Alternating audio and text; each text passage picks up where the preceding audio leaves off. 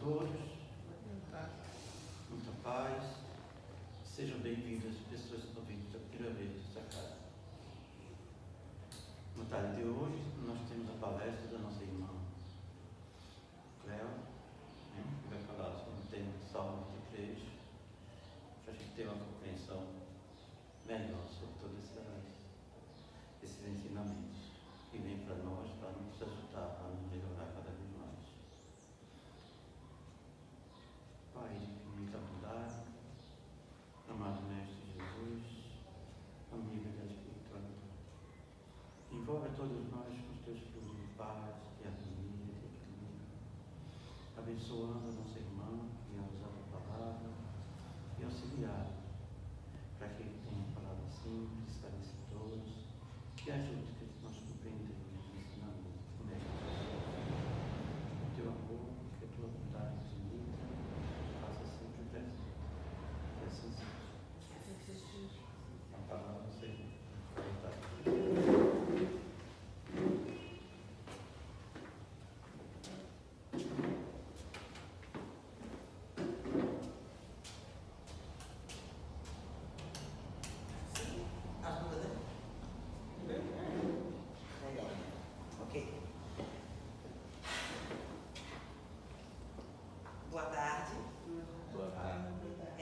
Prazer estar aqui falando um pouquinho do Evangelho e trazendo os esclarecimentos da doutrina espírita, que possamos rogar aos benfeitores os fluidos necessários para que a gente possa sair daqui com uma reflexão mais aprimorada desses ensinamentos e que vocês possam emitir fluidos amorosos para que a gente possa trazer aquilo que a gente se propôs na tarde de hoje.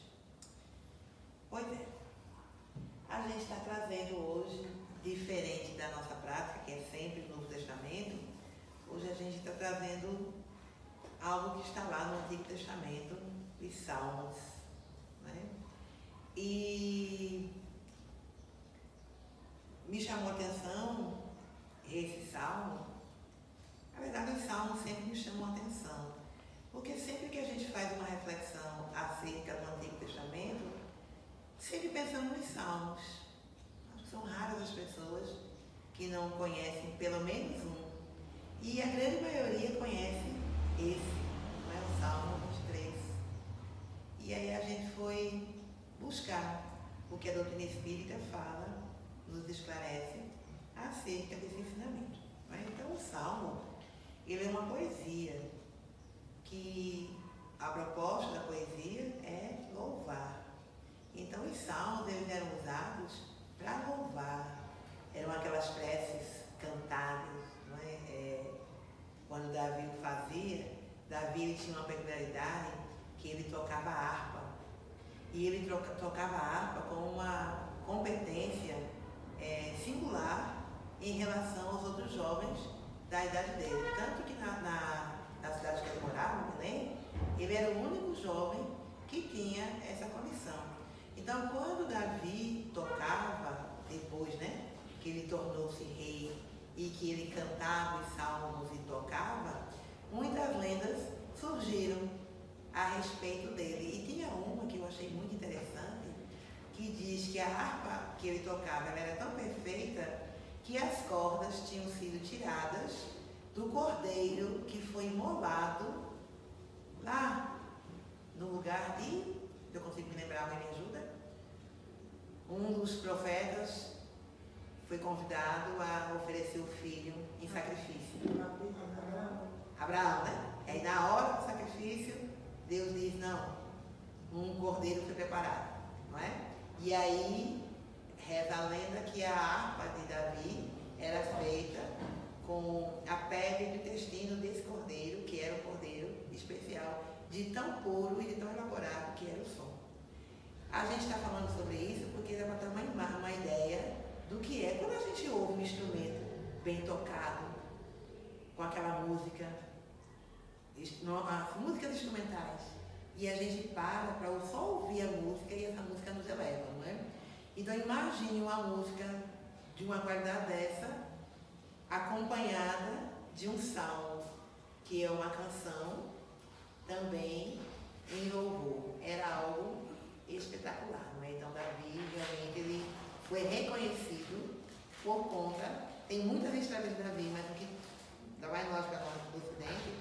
mais nos faz lembrar Davi são os salmos, não é? E acerca desse Salmo 23, antigamente, quando o rádio era um veículo que todo mundo tinha, hoje em dia ninguém nem tem mais rádio, né? Mas houve um tempo em que o rádio era meio de comunicação. E algumas rádios, elas faziam concursos para contratar locutores. Então, uma rádio, na época muito famosa, ela propôs esse concurso. E ela lançou, por esse salmo sendo um salmo muito conhecido, que esse salmo seria o instrumento que os locutores teriam para apresentar diante de um jurado e ser escolhido e ser contratado para ser locutor dessa rádio. E muitos jovens, muita gente, naquele tempo não tinha curso, as pessoas que tinham a voz, que tinham postação, que sabiam fazer bom uso da voz, se candidatavam e se tornavam locutores, não é? E muitos participaram e foram falando, e no finalzinho, quando não tinha mais ninguém, aí a pessoa que estava à frente chama pelo nome, né? E aí levanta um senhor mais simples, e ele vem assim, meio tímido, aí pega o microfone e declama. Quando ele acaba de declamar o salmo, todos, tanto a plateia quanto as outras pessoas que estavam ali, os juízes, se emocionam. E aí um dos candidatos, que era o mais bem cotado, se choca e pergunta: por que esse homem que não tem voz, que não tem postura, que não tem nada, conseguiu envolver todo mundo e a gente não conseguiu? Aí o dirigente, né, a pessoa que estava à frente, disse: porque todos que se apresentavam conheciam o salmo do pastor. E só ele conhecia o pastor do salmo. Então a nossa proposta hoje é apresentar o pastor do Salmo 23.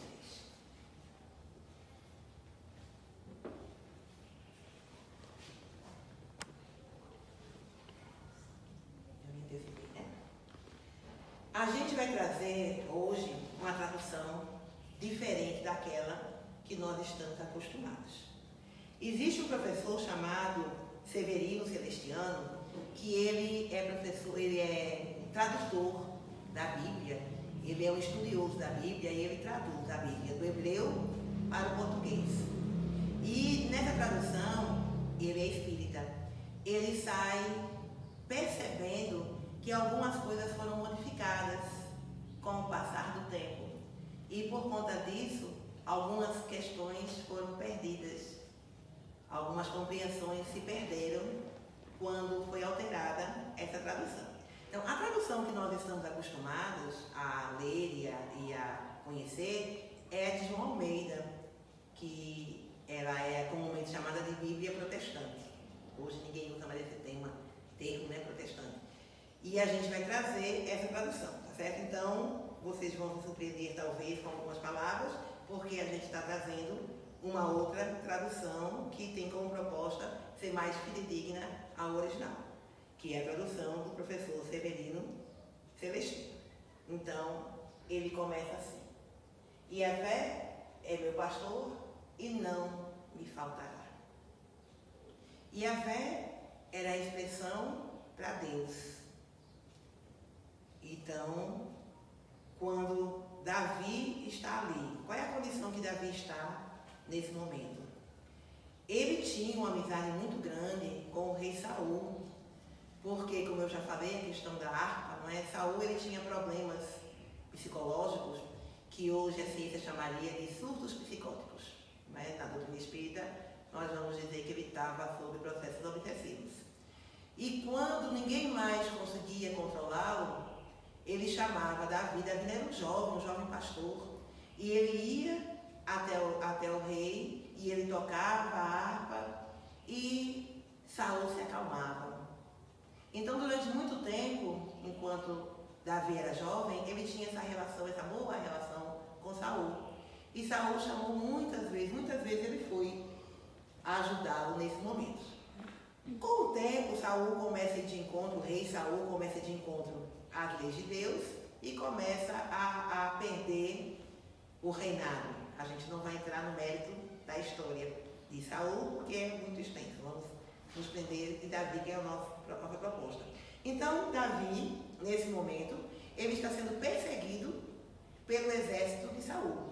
Saul tem a compreensão de que Davi vai substituí-lo, ele não quer perder essa condição, e ele quer simplesmente exterminar Davi. Então, Davi ele está num deserto, foragido, escondido, né? Tipo assim, se eu for achado, eu posso ser morto ou não, vai depender. E quando ele olha todo aquele deserto e tem aquele sentimento e vem à memória quem ele era, quem ele foi, toda a história dele, e ele lembra quando ele era pastor de ovelhas. Porque os pastores das ovelhas, hoje a gente não vê mais isso, mas antigamente, que ainda mais naquela região que era o meio de trabalho, a profissão, não é? Eles eram pastores, e Davi era pastor, e ele tinha uma relação muito boa com as ovelhas, porque as ovelhas elas têm uma relação de amizade, de dependência, de interdependência com os seus pastores. E quando ele olha ali aquele deserto e ele fica imaginando como ele chegou até ali, ele faz essa reflexão: Yahvé é meu pastor e não me faltará.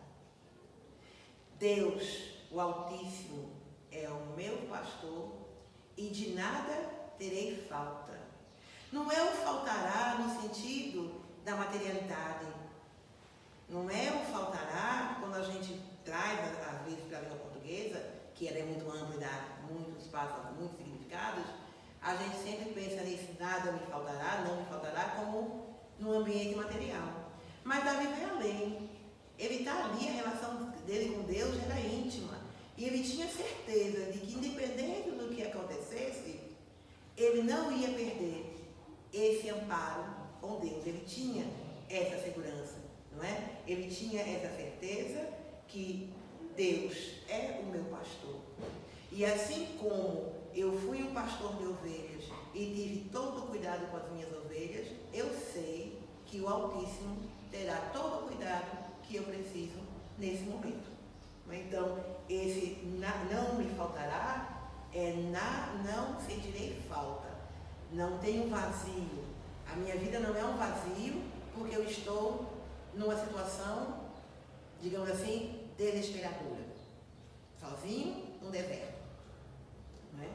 Quando a gente traz isso, porque a proposta da doutrina espírita é que a gente possa refletir o Evangelho e trazer para os nossos dias de hoje. E quando a gente para e se vê, quantas vezes a gente, em determinado momento, a gente se vê num deserto, que a gente vai olhar para um lado, para o outro, e não vai sentir algo que nos traga nesse campo material, nesse estado em que nós estamos, um consolo. E que a gente tem no coração a certeza desse Deus que vai me dar esse consolo, independente do que estiver me acontecendo. Então, Deus, Ele é o pastor. E aí, o Severino Celestino, quando ele fala, tem essa palestra na íntegra, sobre esse termo Yahvé na internet, se vocês tiverem curiosidade, porque quando você coloca o Senhor, para nós ocidentais, o Senhor é Jesus, não é? E nesse momento, Davi é antes, né? Davi é antes de Jesus. E a gente faz algumas referências no Antigo Testamento, algumas passagens, em que aquele Senhor que está se falando ali é Jesus, o governador do planeta, que estava ali de alguma forma. Só que nesse momento, a relação de Davi é com Deus. Por isso é que ele diz que precisa ser essa expressão, Yahvé, porque essa expressão do hebreu, do judaísmo, ela refere-se a Deus e não a Jesus. Então, Deus, Ele é o nosso pastor, não é? E esse pastor que cuida, esse pastor que protege, e esse pastor que, independente do que estiver nos acontecendo, nada nos faltará, no sentido de que de nada sentirei falta. Isso não quer dizer que a vida vai ser fácil. Isso quer dizer que nós sempre teremos um amparo quando nós estivermos nessa situação de confiança. Por isso é que o Salmo 23 é a oração da confiança.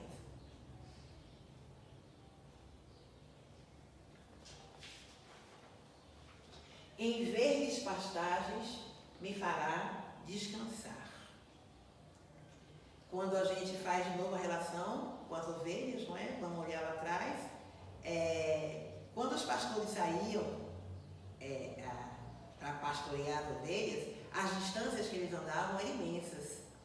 E aí eles saíam de manhã bem cedinho para ir com essas ovelhas até um determinado lugar e voltavam no final da tarde. E levava a essas passagens, porque era o deserto lá atrás, no tempo de Davi. Nem todo lugar tinha essas verdes pastagens. Então Davi lembrava que ele levava as ovelhas dele para pastorear em determinado lugar, não é? E aí ele lembra que Deus, esse Deus, que não permitirá que se aproxeguem, sejam bem-vindos, sentem-se,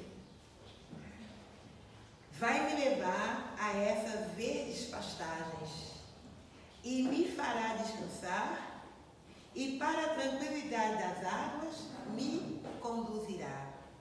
Então, para nós aqui, que vivemos numa região, eu gosto muito dessas referências, quem me conhece já sabe que eu gosto de trazer muito essa coisa do tempo que a gente está, né? Então a gente vive numa região, aqui Triunfo é um oásis, não é? Mas no entorno de Triunfo nós temos problemas de água, temos problemas de seca, temos problemas de muita coisa. Então imagine, hoje está melhor, mas quem tem mais tempo desse semiárido, como já foi difícil e como era consolador quando chegava ou os carros-pipas ou alguma coisa com água, porque se ficava muito tempo sem água. Então, como era tranquilizante, hoje a gente vê quando chove muito e a gente olha, eu moro num sítio e meu sítio é mais alto. E aí quando eu olho de lá e eu vejo tudo verde, é muito bacana, é muito legal ver essa chuva, essa água, tirando aquela seca, aquelas árvores que parecem que não tem mais vida, e quando cai aquela chuva, elas florescem ou reflorescem, não é? Então são essas verdes pastagens a qual Davi se refere.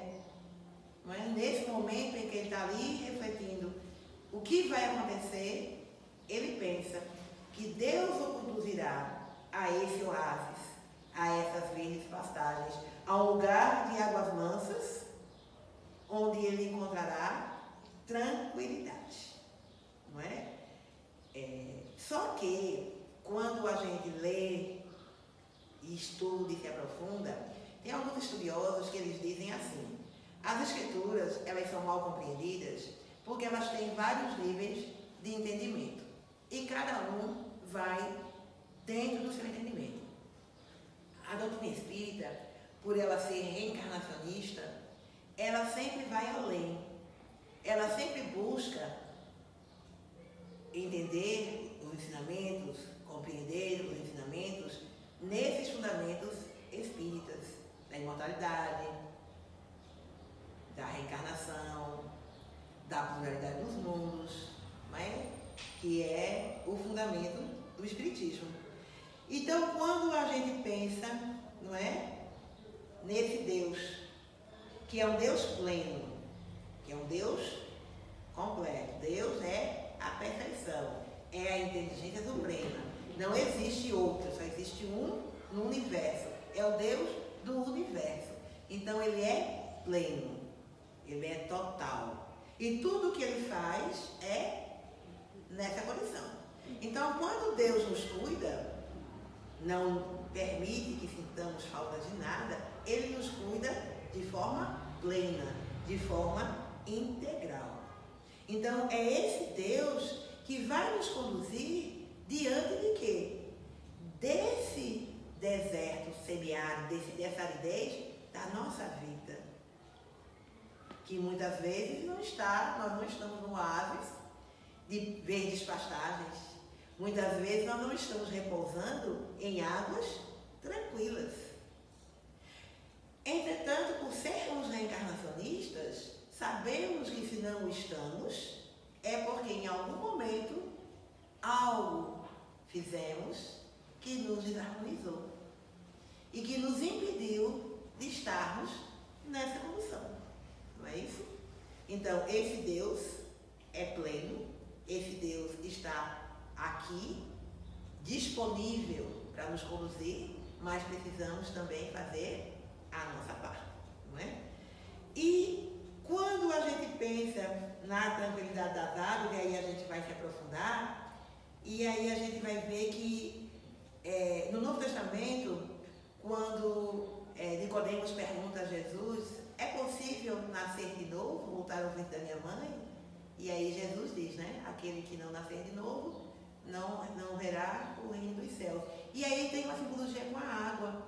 Então a água no Novo Testamento ela vai se referir ao processo reencarnatório e nessa passagem ela também vai se referir. Por quê? O que dá a tranquilidade a Davi? Ela tem a certeza, não sei se vocês observaram, mas os verbos eles estão todos no futuro. Lá no texto em hebreu, os verbos eles são todos no futuro. Então, Deus não me faltará em nenhum momento, em nenhuma vida. Deus nunca me faltou, Deus não me falta hoje e Deus não me faltará. Alguns dizem que a reencarnação foi invenção da doutrina espírita. E aí o que me chamou a atenção foi que esse salmo, quando a gente se aprofunda a esse nível de trazer aquilo que foi retirado, a gente vai ver que a reencarnação ela já era do conhecimento antes de Jesus.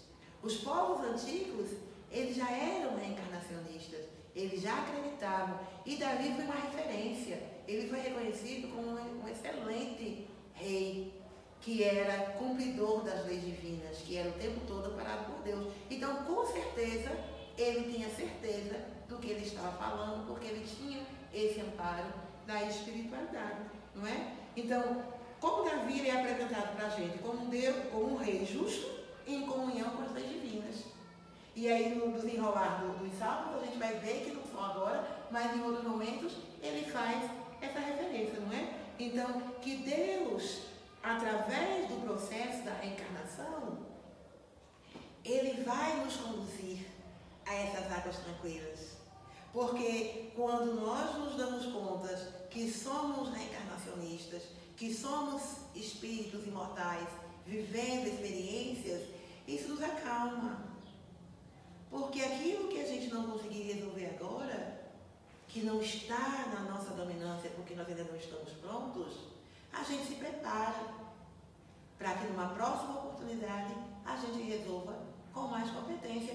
E Davi tinha isso, ele não tinha medo, porque ele tinha essa compreensão, não é? A morte não era o fim. Mesmo que naquele momento o rei Saul conseguisse êxito e o matasse, ele sabia que ali não era o fim. Ele continuaria e ele teria outra oportunidade de prosseguir naquilo que era a missão dele naquele momento. E isso deu a ele essa tranquilidade, não é? Então ele sabia, em verdes pastagens me fará descansar e para a tranquilidade das águas me conduzirá. Ou seja, em outras existências, aquilo que eu não consegui fazer agora, em outras existências, eu irei fazer. E aí ele continua, fará minha alma retornar. E aí é quando a gente começa com as distinções daquilo que nós temos na tradução de João Almeida e a tradução de Severino Celestino. Eu não sou boa de nomes, né? Já deu para perceber. Então, fazendo minha alma retornar, voltando ao mundo espiritual, veja a consciência que ele tinha. Se agora o rei Saul tiver êxito, o que vai acontecer?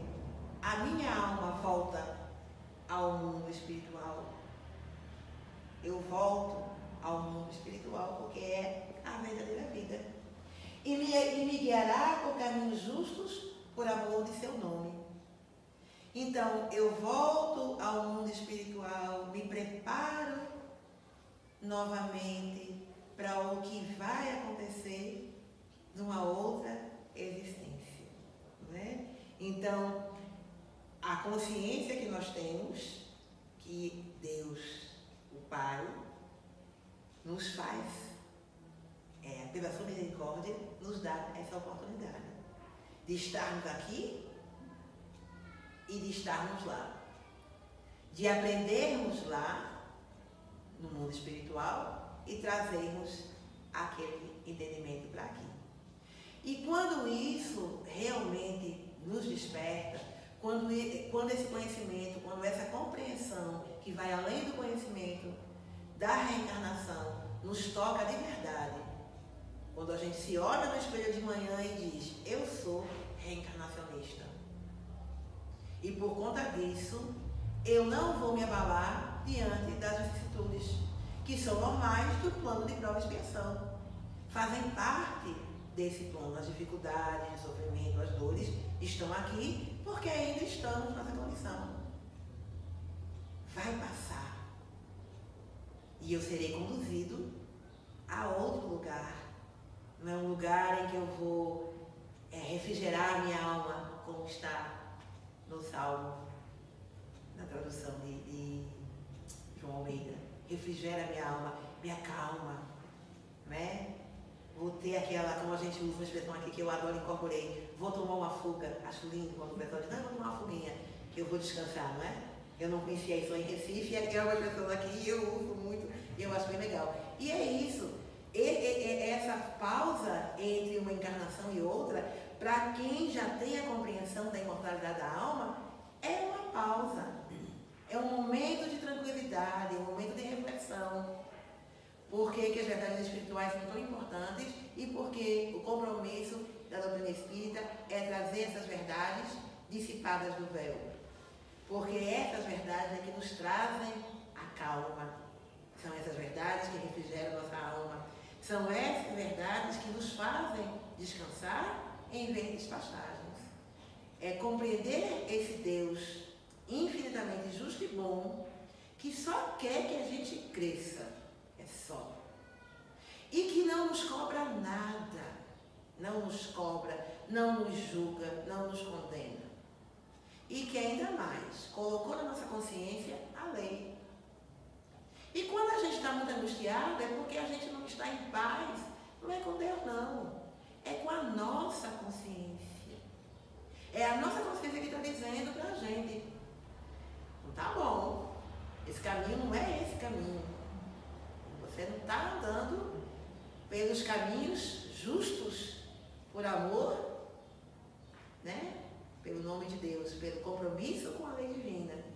E é por isso que você está angustiado.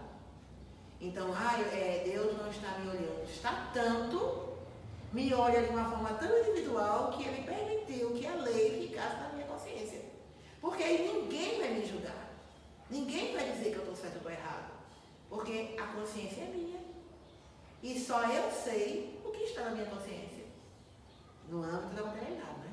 Lógico que a gente sabe que alguns irmãos espirituais também têm esse acesso, mas a gente está falando nesse âmbito. Por quê? Porque a gente tem esse costume de julgar o nosso irmão, de condenar o nosso irmão, porque ele não está dentro daquilo que nós queremos que ele esteja, do lugar que nós queremos colocá-lo.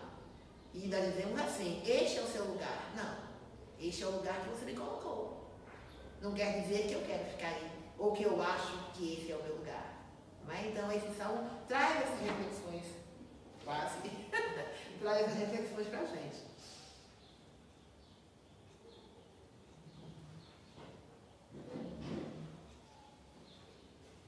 E aí ele diz, não é? Caminhos justos. E por caminho me fará minha alma retornar e me guiará por caminhos justos, por amor de seu nome. O que são esses caminhos justos? Alguém me ajuda? Alguém? Eu gosto muito desse feedback aqui.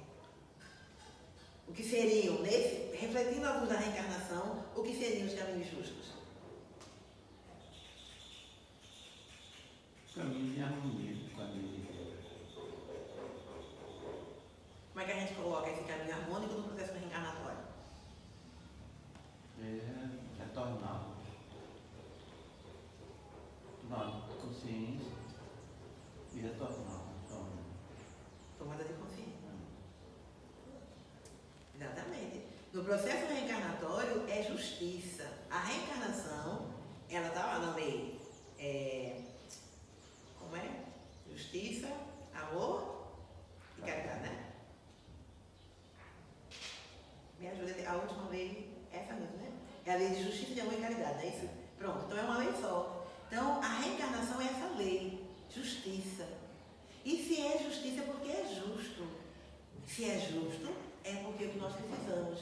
Então, Deus, e aí a gente vai ampliar e vai saber lembrar o quê? Que nós somos preparados por essa espiritualidade, amparados por essa espiritualidade no nosso processo reencarnatório, tanto quando nós chegamos lá no desencarne, quando nós saímos daqui e chegamos no mundo espiritual, nós somos esclarecidos, quando nós somos preparados para o nosso retorno. Então, esse retorno, tanto para o mundo espiritual quanto para o mundo material, ele é feito por caminhos justos. Nós não estamos desamparados, nós nunca estamos desamparados, especialmente na nossa morte. Tem um livro chamado Voltei, né, do irmão Jacó, que ele era espírita e ele foi um espírita assim destacado. Né? Ele foi o presidente da Federação Espírita do Brasil. Ele teve muito destaque no movimento espírita. Só que, quando ele desencarnou, como bom espírita que era, ele teve, assim, ele sentiu medo. Ele não se sentiu preparado para o desencarne. E assim, quando ele está lá no livro, né? Essa história está nesse livro, no livro Voltei, que é de autoria do irmão Jacó, é um livro mediúnico, não é? E ele conta que nesse momento, quando ele achou assim que não sabia muito para onde era que ele ia, e aí passa tudo muito rápido na nossa mente, e ele lembrou assim, que lá no final do livro do Evangelho segundo o Espiritismo, tem um capítulo que fala sobre preces, e ele fala que as preces, nesse capítulo, que as preces precisam ser inteligíveis, ou seja, elas precisam ser compreendidas, mas elas precisam ser compreendidas em dois níveis. No nível intelectual, ou seja, eu preciso compreender as palavras, e no nível emocional, trazidas para o coração, para que eu possa senti-las. E ele ficou ali, ele sabia que ele precisava fazer uma prece, mas ele não conseguia. E ele era judeu, e aí ele lembrou do Salmo 23. E à medida que ele foi lembrando e foi declamando, ele teve a calma que o Salmo nos promete, e ele teve ajuda. Ele foi recebido pela filha dele, que tinha morrido há muito tempo atrás, e posteriormente pelo doutor Bezerra de Menezes. Então ele teve um amparo na hora que ele se acalmou, e aí a reflexão que fica para a gente, não é? Que muitas vezes algumas pessoas que trazem as preces que a pessoa diz decoradas, não é? Não são decoradas quando elas são sentidas. Muitas vezes, no calor das nossas emoções, das nossas tristezas ou nas nossas euforias, a gente não consegue elaborar uma prece inteligível, ou para nós mesmos, ou para o outro, que possa ser compreendida. E aí a gente recorre a essas que a gente já conhece, mas elas não são ditas palavras soltas, elas são ditas palavras por palavras, para que elas possam ser compreendidas e sentidas, para que elas nos conectem com o alto e aquilo aconteça. E era isso que Davi fazia com maestria quando ele compunha os salmos, não é? Então, voltando.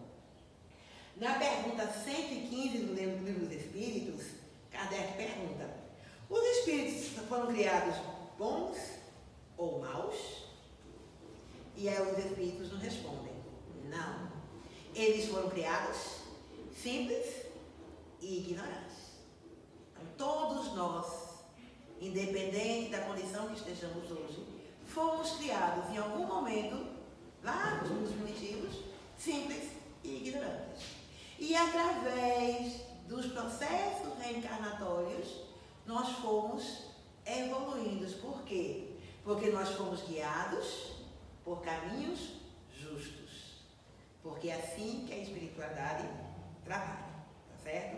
Então, e essa reflexão também vai nos trazer uma outra percepção, que a reencarnação, ela é sim um instrumento evolutivo. O espírito imortal, ele evolui através da reencarnação. Mas a reencarnação, ela também tem um propósito muito maior, que é o quê? Que é a gente experienciar, né? Ter essa experiência com esse conceito de Deus, com esse Deus pastor. Então, muitas vezes, o que faz perder a fé ou a fé ficar abalável, porque a nossa fé tem que ser inabalável, é a não compreensão desse Deus, que é um Deus que nos guia por caminhos justos, por amor e seu nome. Quando a gente interiorizar isso, a nossa fé fica mais fortalecida. E aí, Davi diz: ainda que eu caminhe pelo vale da sombra e da morte, não temerei mal algum, porque tu estarás comigo. Então ele está ali, diante de Saul. Ele está caminhando, literalmente, para o vale da sombra e da morte, porque ele vai se deparar com um inimigo que é um arqui-inimigo.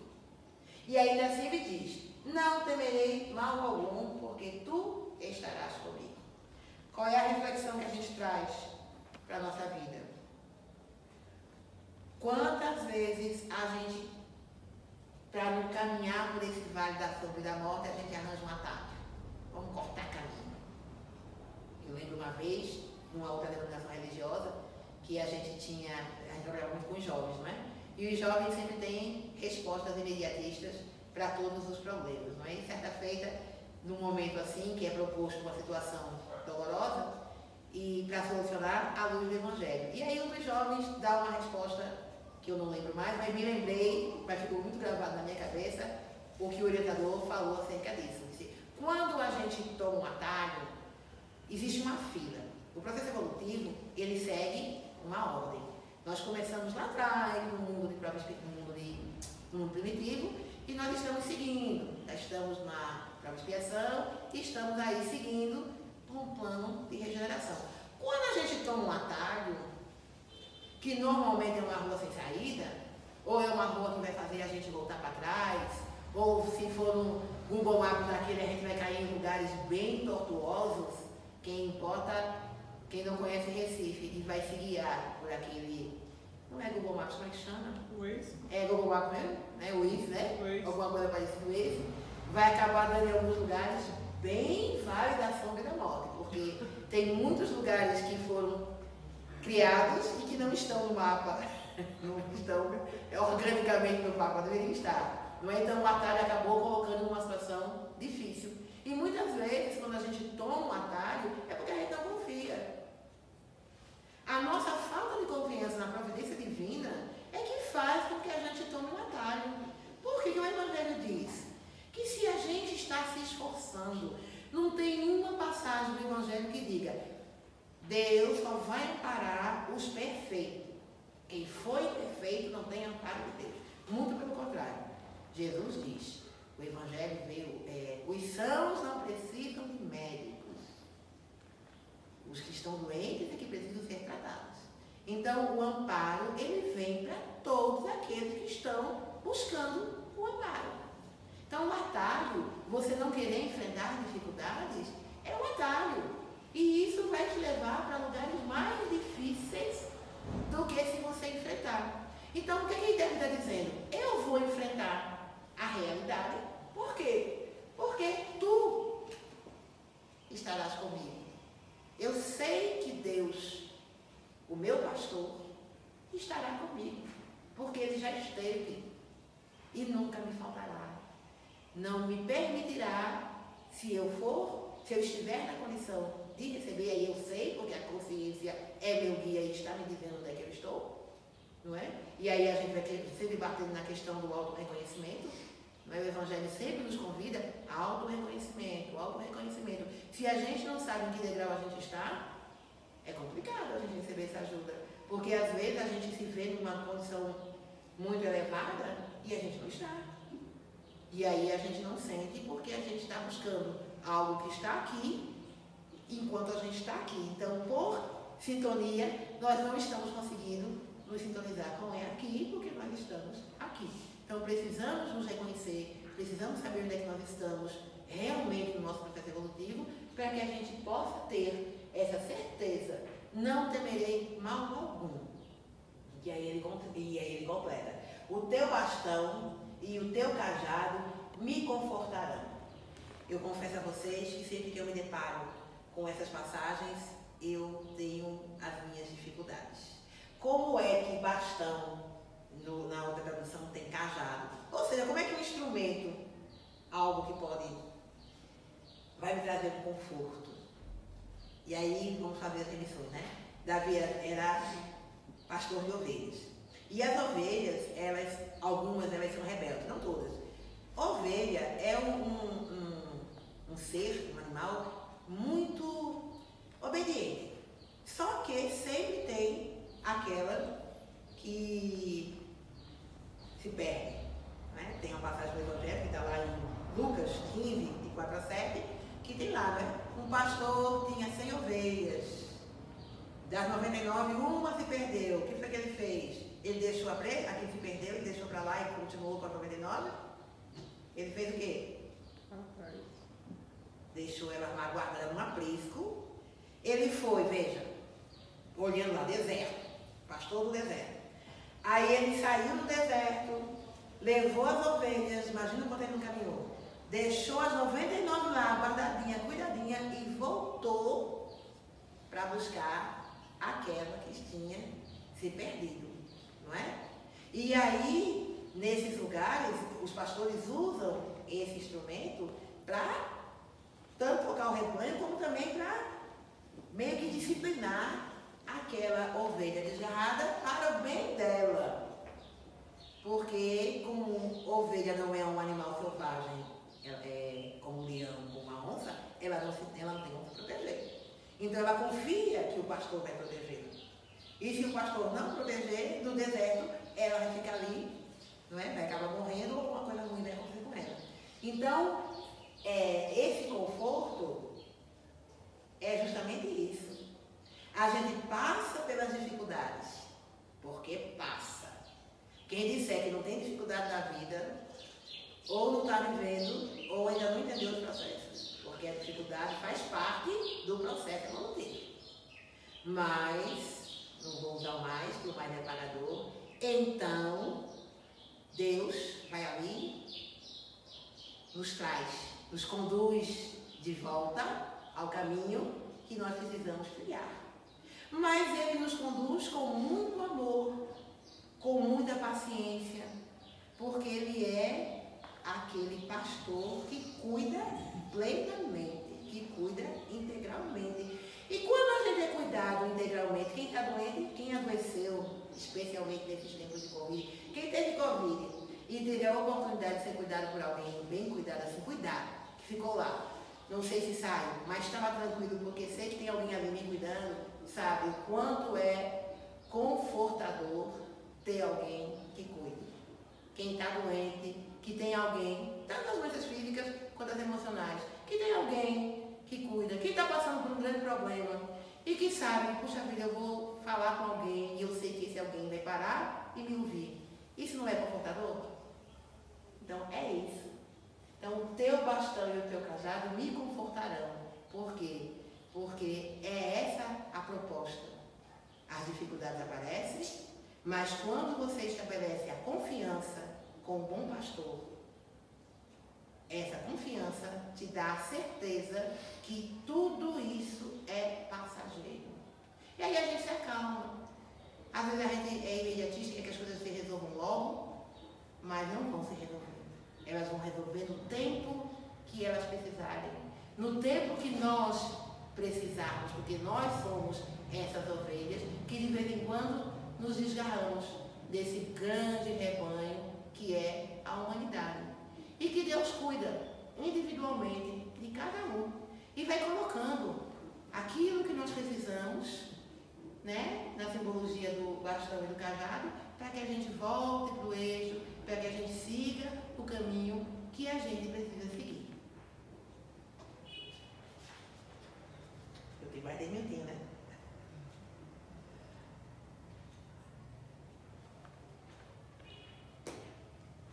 Diante de mim prepararás uma mesa na presença dos meus provocadores. No outro texto tem de meus inimigos. Tu ungirás minha cabeça com óleo, minha taça transbordará. Outra passagem. Diante de mim, quando a gente olha isso, essa passagem, só nesse campo da materialidade, não é? Então vamos pensar assim. Davi era um rei, né? Era um ser de uma certa condição que tinha o amparo da espiritualidade. E estava sendo confrontado por Saul. E aí ele diz: coloque meus inimigos na minha frente, unge minha cabeça com óleo e eu sairei vencedor. No primeiro momento é isso que a gente pensa, não é? Ou não é? Quando a gente olha, Deus vai preparar os meus inimigos e vai me dar a vitória. Aí a gente vai pensar, eu não sei se é a gente. Sempre que eu lia até ontem, como um Deus tendencionista, não é? Puxa vida, somos todos filhos de Deus. Aí tem algumas passagens que dizem assim: o sol nasce tanto para justos como para injustos, né? Deus ama todos os seus filhos, independente do que eles tiverem feito. E aí eu vou imaginar que Deus vai preparar, tipo assim, uma emboscada, né? Uma emboscada para que Saul não ganhe e Davi saia vencedor. E aí Deus traz por ele, né? Diz: não, Davi é o filho melhor do que Saul, vamos ver quem que eu vou ter que escolher, então eu escolho Davi. Deus. Não dá na nossa compreensão de Deus, infinita justiça, infinita bondade, que nos trata de maneira ilegal. Então deve ter outra forma de perceber isso aí. E aí vamos de novo para a questão reencarnacionista, não é? Davi está ali, diante daquele momento vital. Posso não continuar vivendo. Nos traz a reflexão, alguns de nós, que passou, tem alguma coisa, esses dias a gente falou sobre isso aqui no estudo, sobre aquelas experiências de EQM, né? Experiências quase morte. Pessoas que passaram por esse momento e o que foi que passou pela cabeça dessas pessoas quando elas estavam diante do momento crucial que elas poderiam morrer, poderiam passar para outro plano. Então, Davi está nessa condição. E aí ele pensa nisso. Se eu partir agora, eu era amigo de Saul. Em algum momento nós passamos a caminhar em linhas diferentes, nos tornamos inimigos, não é? Mas chegará um momento em que nós seremos colocados diante dos nossos provocadores, daquelas pessoas que nós não temos afinidades, para que nós possamos fazer as nossas reparações. É para isso que nós estamos aqui e é para isso que nós continuamos vindo, porque nós temos muitas reparações a fazer, não é? Então, a gente está acostumado, não sei se a gente está acostumado, mas o que a gente gosta, na nossa grande maioria, é de ser servido, não é? Que as pessoas façam aquilo que a gente quer para que a gente fique bem. Nesse momento, Davi está pensando assim: será que é esse o caminho? Será que é isso? As pessoas vão fazer o que eu quero para que eu fique bem? Ou eu preciso fazer o que eu preciso fazer para que eu fique bem, independente dos meus provocadores? Então, qual é a função dos provocadores? Nos despertar. A gente só sabe que não está bem, que não está fazendo as melhores escolhas, quando as dificuldades aparecem. Enquanto a gente está tudo bem, tudo calmo, né? Naquelas paragens tranquilas, nas águas tranquilas, nos oásis, a gente não sente a dificuldade, a gente acha tudo certo. Então, de vez em quando, a vida, nos balança, acontece uma grande tragédia, acontece alguma coisa que nos tira o foco. Para quê? Para que a gente acorde, para que a gente veja que a gente não está andando, que a gente está andando num vale de sombra e de morte. E que a gente precisa fazer as nossas reparações. E que a grande maioria das nossas reparações, elas estão no nosso foro íntimo. Ou seja, ou é conosco mesmo, ou é com as pessoas mais próximas de nós. Às vezes nós não temos paciência com o marido, com a esposa, com o irmão, com o filho, e aí nós temos um grande amigo que tem o comportamento desse marido, dessa esposa, desse irmão, desse filho, e a gente tem paciência. E não tem com o nosso familiar, ou não tem conosco mesmo. E nos cobramos demais, exigimos demais da gente, até chegar num ponto em que a gente adoece, porque a gente não está conseguindo compreender esse processo. Essa expressão, um girar minha cabeça com óleo, quer dizer o quê? Eu terei apoio.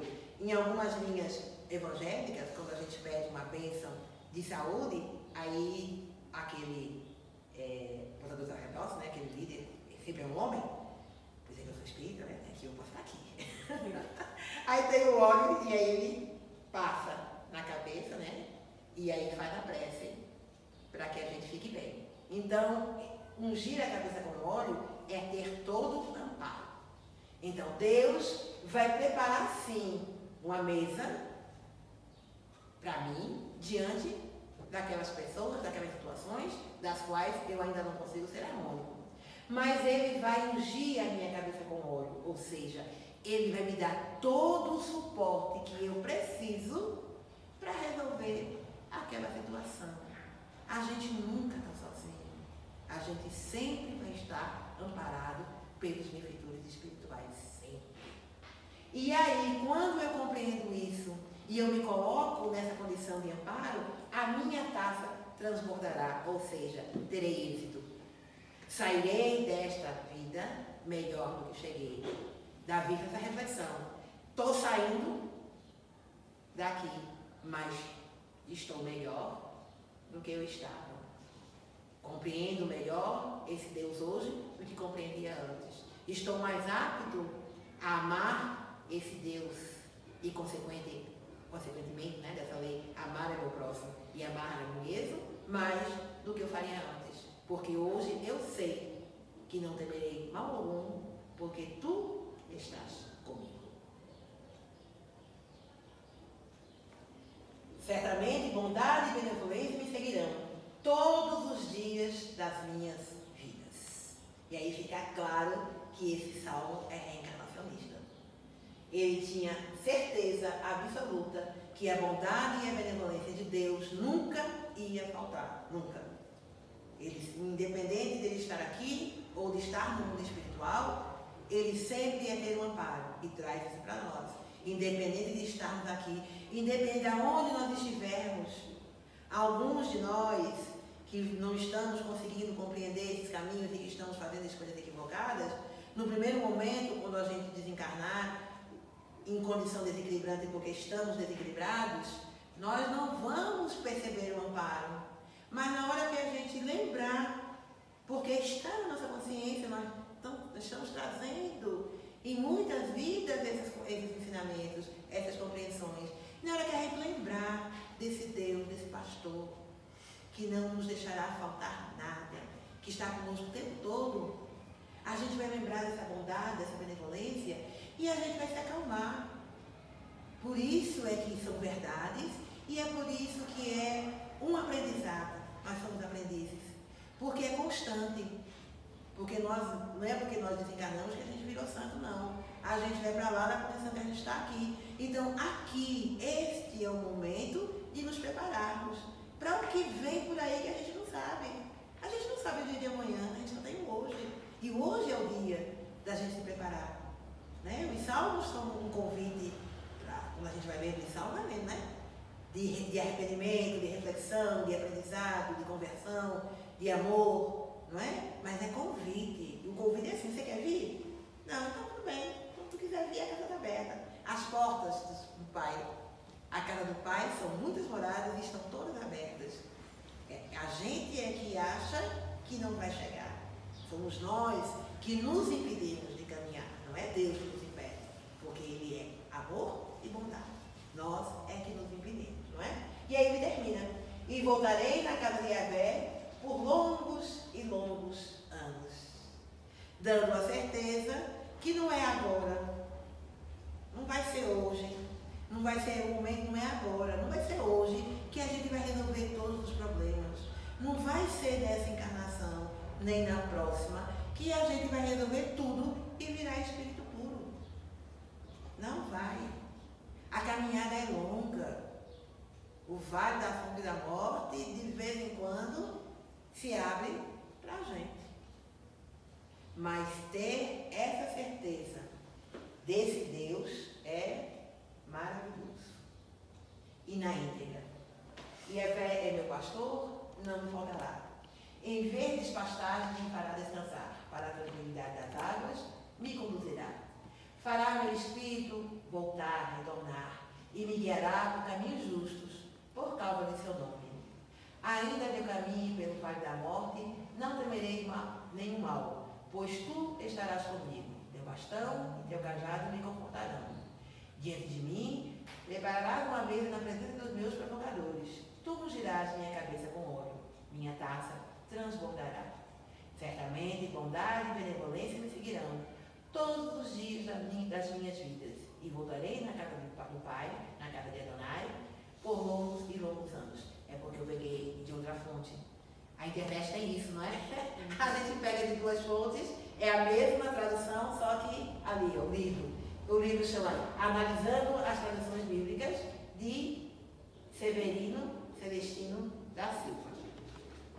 E, como nós não poderíamos deixar de trazer, nós temos um conceito de Joana de Ângeles, uma psicografia de Divaldo Franco, num livro chamado Vida Feliz. E Joana de Ângeles nos diz assim: eu vou acender a luz, porque eu não consigo ler. A minha vista não me ajuda. Ante as dificuldades do caminho e as rudes provas da evolução, resguarda-te na prece ungida de confiança em Deus, que te impedirá resvalar no abismo da revolta. Um pouco de silêncio íntimo e de concentração, a alma em atitude de súplica, aberta à inspiração.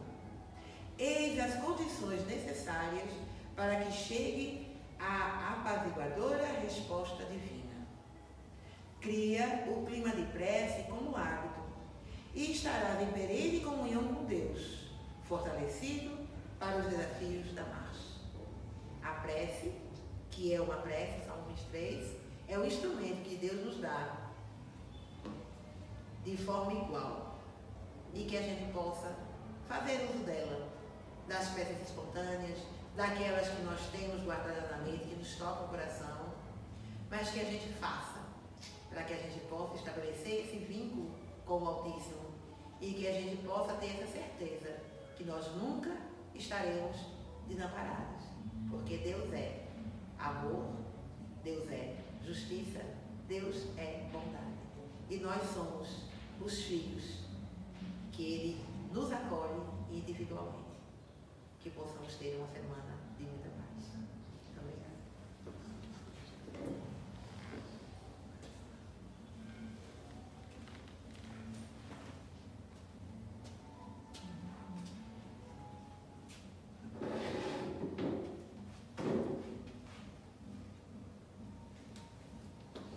Agradecemos ao irmão Cléo por esses ensinamentos.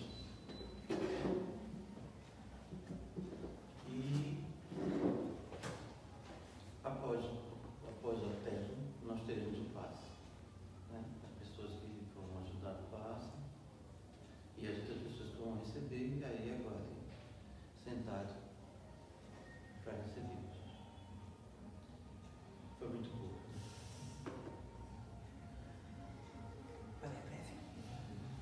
Eu peço agora a nossa irmã para fazer a prece final.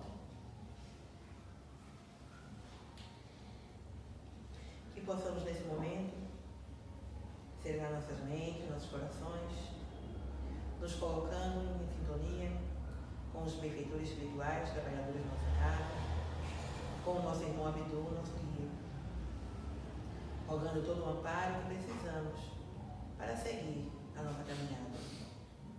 Que o Mestre Jesus derrame sobre todos nós fluidos salutares de paz, de harmonia e esperança. Que o Evangelho de Jesus nos toque o coração, para que sintamos o desejo de vivenciá-lo e experienciá-lo e colocá-lo em prática em nossas vidas. Que a bondade divina nos guie e nos dirija em paz aos nossos lares e que possamos ter a certeza deste amparo e que o Mestre Jesus esteja sempre conosco. Que assim seja.